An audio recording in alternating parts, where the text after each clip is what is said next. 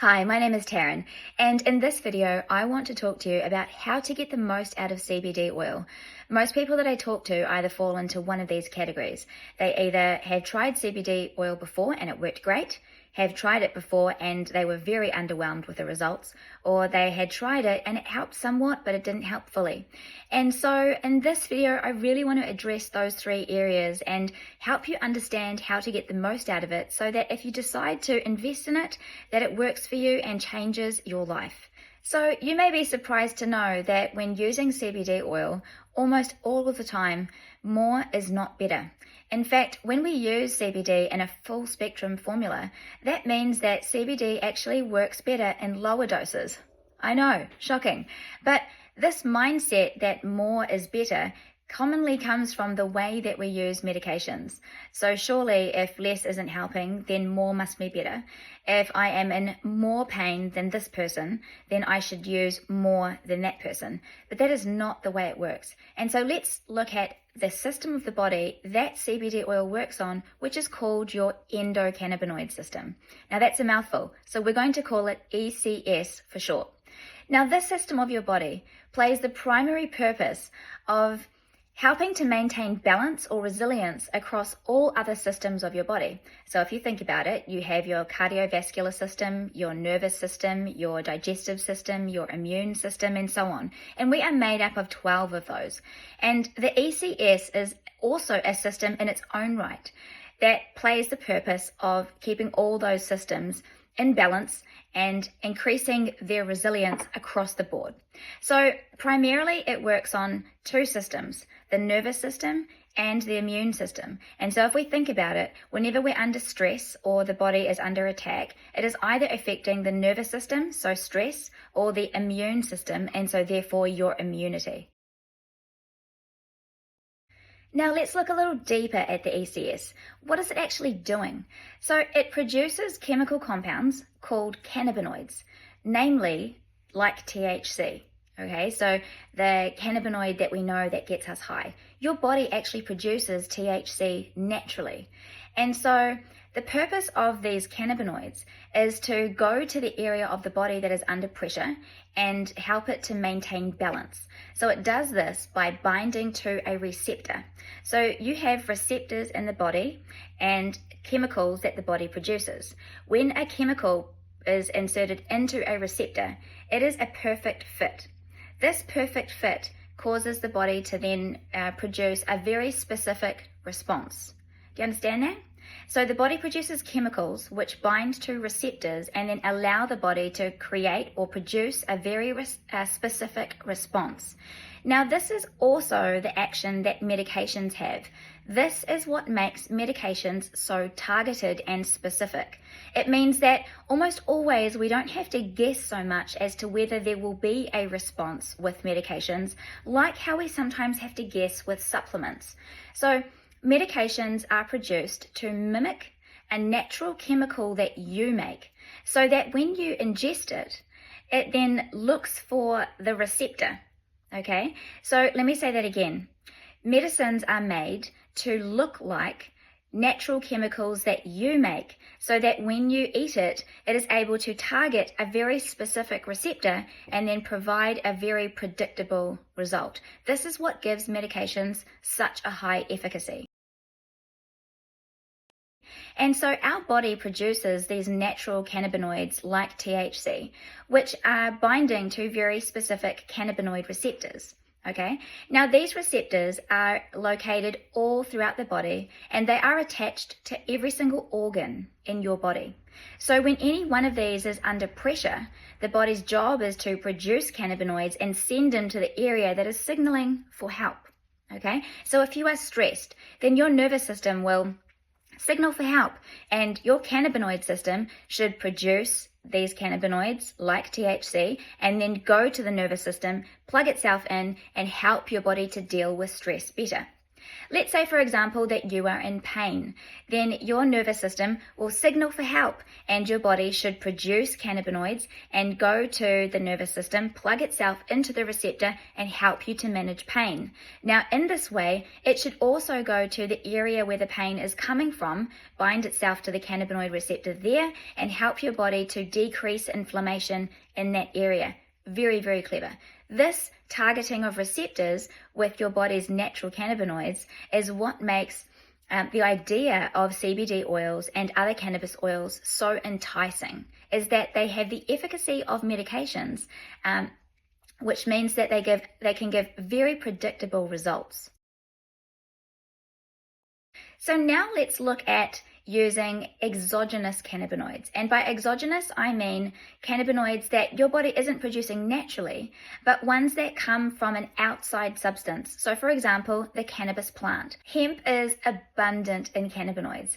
The ones that we are familiar with are obviously THC, so the psychoactive effects that we have when we use cannabis. But then we also are familiar with CBD, which is also a cannabinoid. Now there are hundreds of cannabinoids that are in the plant. CBG, CBN, THCV, and so on, and there are many of them.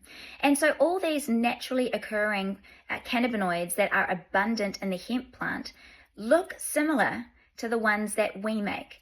And so the medical industry goes, oh, okay, so they look similar. I wonder if they will have similar effects to the ones that are our own.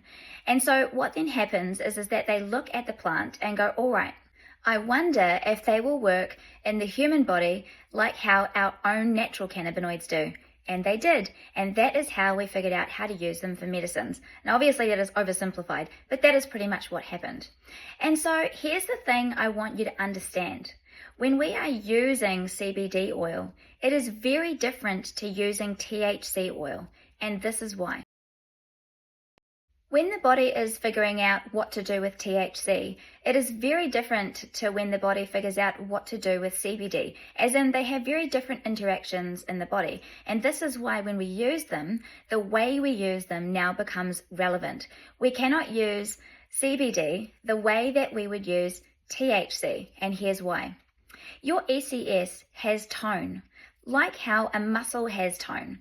And so when the muscle has good tone, then we get good performance out of the muscle. But let's say, for example, that we haven't been to the gym for a long time and we just think, I'm going to smash it. Now, what happens the next day and the following day and the day after? We see that the muscle has now become dysfunctional. And so because the muscle was put under too much pressure than what it could take, because it had such little tone, the amount of stimulus was too great for where the muscle was at the time, and it has become overwhelmed. Okay, so too much stimulus for where the tone of the muscle was at has now meant that the muscle has become overwhelmed, and so we don't get good functionality over the muscle. In fact, we have damaged the muscle. Now the ECS is very similar. The ECS also has tone. CBD plays the primary role of increasing tone of the endocannabinoid system, like a muscle. And so we don't know where your tone is at.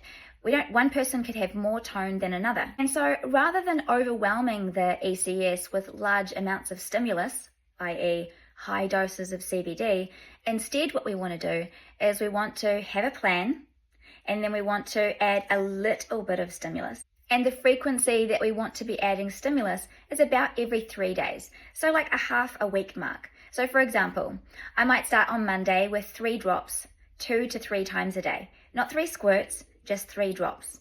And I'll continue this Tuesday and Wednesday. Then on Thursday, I'm going to increase each of the doses by 1 drop. So it's going to be 4, 4, and 4. And then next week, after that 3 days, I'm going to increase by another drop.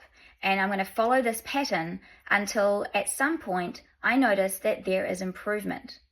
Okay, now a lot of people must get really disheartened when they're hearing all of this hype about CBD oil to then be taking a few drops and going, what, nothing's happening. And so then they'll take some more and nothing's happening. And then they'll take the whole vial and think nothing's happening. And so the reason that this is because you must have had low tone, okay, versus someone else who may try the CBD oil and after one dose notice an improvement. This is why there can be such a variance, because each person's cannabinoid system has different tone.